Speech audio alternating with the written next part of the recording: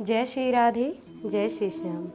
आज हम बड़ी ही सुंदर एक कथा वर्णन करने वाले हैं। वो कथा है कि आप सब में से कई भक्तों ने बड़े ही अच्छे प्रश्न किए हैं। हमने एक वीडियो बनाई थी प्रजापति वर्ण के ऊपर। तो उस वीडियो में वर्णन है कि प्रजापति की जो वास्तविक वंश की वृद्धि है, जो वास्तविक उत्थान है, वो किस प्रकार से होगा।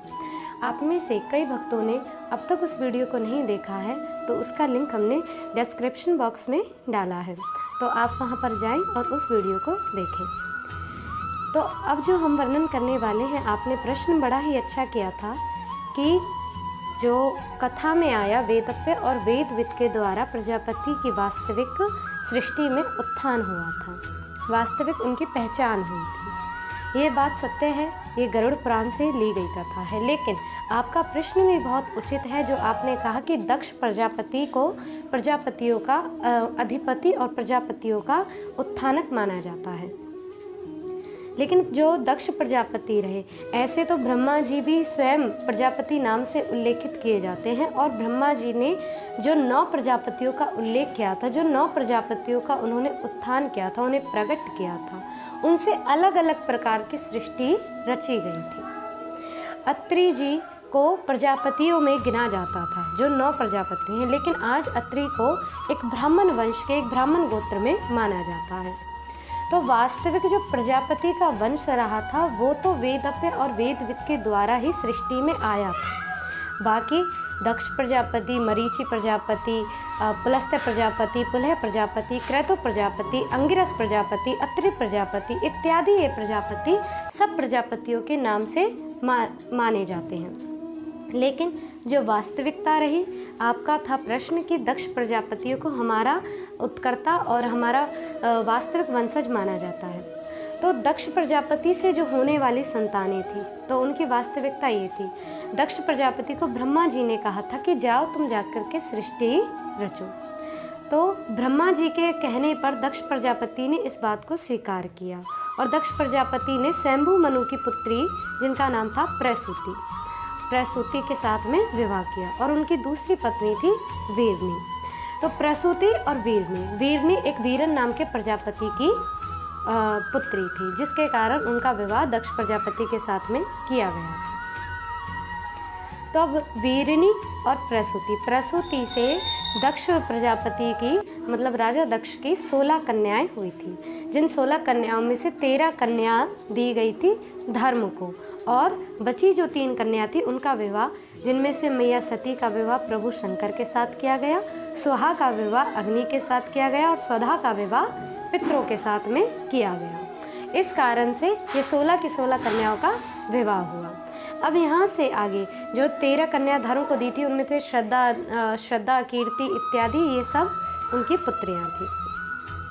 अब जो वीरनी से संतान हुई थी 60 कन्या, उनमें से 27 कन्या चंद्रमा को दी गई थी, 13 कन्या कश्यप को दी गई थी। अब यहाँ से कश्यप को जो उन्होंने कन्या दी थी, दिति, अदिति इत्यादि जो कन्याएं दी थी, तो विनीता, कद्रु, उन सब कन्याओं से सृष्टि का जो वास्तविक रचन हुआ था। क्योंकि अदिति के हुए थे 12 आदित्य इत्यादि, मतलब देवताओं का प्राकट्य हुआ, और दिति के हुए राक्षस, मतलब असुर का प्राकट्य हुआ। कद्रु के सर्प इत्यादि हुए, विनीता के गरुड़ हुए, अरुण हुए। तो इस कारण से ये वीडियो जो कश्यप जी की 13 पत्नियों से किस प्रकार से सृष्टि का रचन हुआ था, ये वीडियो हमने बनाई हुई है, तो इसका लिंक भी हम डिस्क्रिप्शन बॉक्स में डाला हुआ है, आप ज़रूर उसे देखें। तो यहाँ से आगे हम उसे वर्णन करें। अब तो कथा में आया जो 60 कन्या, इस प्रकार से दक्ष प्रजापति ने अलग अलग रूप से अलग अलग देवों को या किसी प्रकार से उनका विवाह कर दिया। तो अब कन्याएं होने के बाद में, अब यहाँ से कन्याओं के कारण, तो वैसे तो सभी दक्ष प्रजापति की कन्या से ही सृष्टि का रचन हुआ था, क्योंकि जो 13 कन्या कश्यप को दी थी, उन्होंने ही सृष्टि का रचन वास्तविक तरीके से किया था। वैसे तो अगर देखा जाए तो प्रजापति के द्वारा ही सृष्टि का रचन हुआ है। बाकी जो वर्णन किया गया कि यहाँ से आगे अब भगवान के पास गए, भगवान विष्णु के पास जाते हैं दक्ष प्रजापति, और बोले कि प्रभु किस प्रकार से मैं सृष्टि का रचन करूं, क्योंकि मुझे तो सभी कन्याएं प्राप्त हुई हैं। तो उन्होंने एक आसक्ति नाम की स्त्री को भेजा और कहा कि जाओ आप इसके साथ में रमन करो और इससे संतान उत्पन्न करो। तो दक्ष प्रजापति अब जाते हैं और आसक्ति के साथ रमन कर, तो अब दक्ष प्रजापति से 10,000 पुत्रों की उत्पत्ति हुई, जिनका नाम हिरण्यव नामक इत्यादि पड़ा। तो हिरण्यव वो 10,000 पुत्र जब सृष्टि के लिए तैयार हुए, तो जब जाने ही लगे थे कि नारद जी का उनसे भेंट हो गई। नारद जी ने पूछा कि आप सभी कहाँ जा रही हो? तो दक्ष प्रजापति के पुत्रों ने कहा कि हम सब सृष्टि रचने के लिए जा रहे हैं। नारद जी ने कहा, सृष्टि रचकर क्या करोगे? उस सृष्टिकर्ता का ही ध्यान करो, उसी से तुम्हारे जीवन का कल्याण हो पाएगा।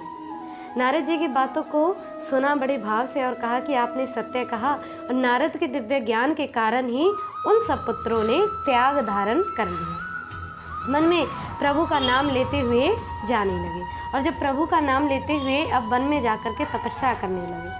दक्ष प्रजापति को जैसे ही पता चला कि मेरे पुत्र वन में जाकर तपस्या कर रहे हैं, तो दक्ष प्रजापति को थोड़ा क्रोध आया। उन्होंने कहा कि मैंने तो सृष्टि रचने के लिए अपने पुत्रों को जन्म दिया था। फिर उन्होंने 10,000 पुत्र और रचन किए। फिर उन्हें नारद जी ने वन में भेज दिया। अब जैसे ही दक्ष प्रजापति को पता चला कि नारद ही इन्हें बार बार भजन करने के लिए भेज देता है, तो यहाँ पर दक्ष प्रजापति ने नारद को श्राप दे दिया और कहा कि जाओ, तुम अब कभी भी एक स्थान पर 5 मिनट से ज़्यादा ठहर नहीं सकोगे। उस दिन से नारद जी आज तक किसी भी स्थान पर 5 मिनट से ज़्यादा ठहर नहीं पाते हैं। यही कारण है कि दक्ष का श्राप नारद जी को लगा। तो दक्ष प्रजापति का जो वंश रहा था वो बार बार उच्छेदित होता रहा था। मतलब उनके जो वास्तविक अगर हम देखा जाए तो उनके वंश को अलग अलग नाम का उनसे जो संतानें हुई वो अलग अलग वर्ण को प्रकट करती रही, लेकिन वास्तविक उनसे प्रजापति का नाम नहीं दिया गया। प्रजापति को प्रजापति वंश का नाम वास्तविक रूप से वेदव्य और वेदविद के द्वारा ही मिला था, क्योंकि दक्ष प्रजापति के कारण प्रजापति वंश को या कुंभकारों को उनका नाम नहीं मिला, क्योंकि दक्ष प्रजापति की जो संतानें रही थी उनसे अलग अलग वर्ण की उत्पत्ति होती रही थी। जैसे कि 13 कन्या जब कश्यप को दी थी तो उनसे सर्प, असुर, गंधर्व, किन्नर, अप्सराएं इत्यादियों का जन्म हुआ था। देवों का भी जन्म हुआ, मरुदगणों का इत्यादियों का जन्म हुआ था। इसी कारण से जो दक्ष प्रजापति की वास्तविक संतानें मानी गई हैं वो अलग अलग वर्ण को बनाने वाली, उनका मतलब रचन करने वाली कहलाई गई हैं। बाकी वास्तविक रूप से प्रजापति, अब मैं आप सबसे बस इतना ही कहूँगी कि आप सब प्रजापति जो भाई हैं, जो भाई बंधु हैं, उनको जो आपको जो प्रजापति वंश का नाम मिला है वो वेदव्य और वेदविद के कारण ही मिला है।